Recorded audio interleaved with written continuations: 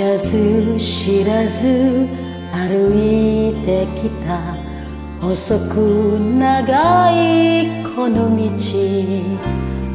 り返れば遥か遠くふるさとが見える。でこぼく道や曲がりくねった道、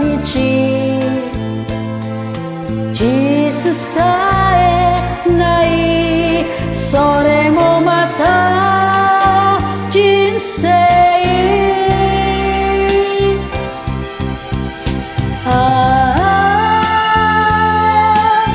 川の流れのように緩やかにいくつも時代は過ぎて、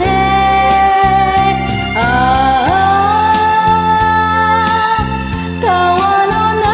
れのようにどれどなく空が黄昏に染まるだけ。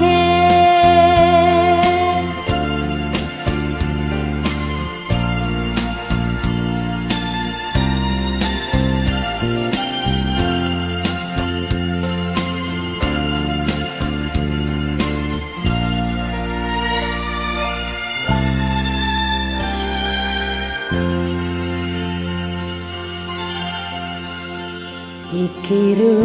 ことは旅すること、終わりのないこの道、愛する人そばに連れて夢探しながら、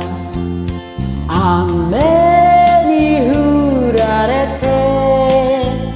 ぬかるんだ道でも、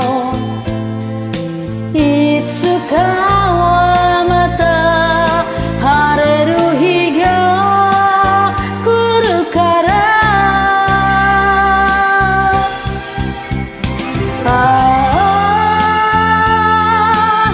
川の流れのように穏やかにこの身を任せていたい。